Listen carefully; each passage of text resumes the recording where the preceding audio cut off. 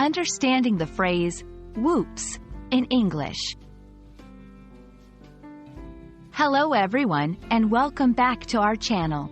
Today, we have a really interesting topic to discuss, the phrase, whoops. Now, you might have heard this phrase in movies, TV shows, or in everyday conversations. But what does it actually mean, and how do you use it correctly? Stay tuned as we dive into the world of whoops and unravel its mysteries together. Whoops is an exclamation that people use when they or someone else makes a small mistake or accident.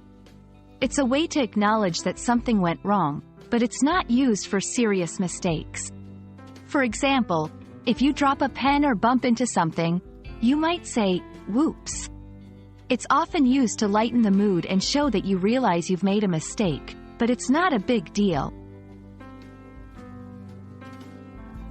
Using whoops is quite straightforward.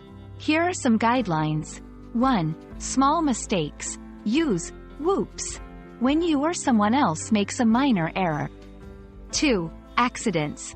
It can also be used when there's a small accident, like spilling water.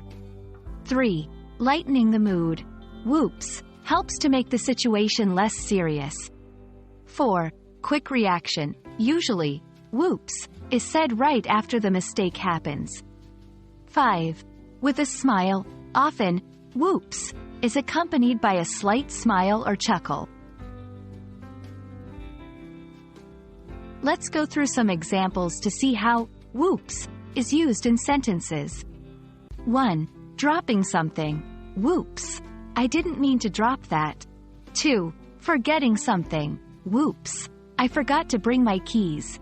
3. Bumping into someone. Whoops. Sorry, I didn't see you there. 4. Making a minor error in speech. I need to go to the whoops. I need to come to the store. As you can see, whoops is versatile and can be used in various situations involving minor mistakes. And there you have it, a comprehensive guide on how to use the phrase, whoops, in English. We hope this video has been helpful and that you now feel more confident using this phrase in your daily conversations. Remember, making small mistakes is a part of life, and sometimes, a simple whoops is all you need to lighten the mood and move on.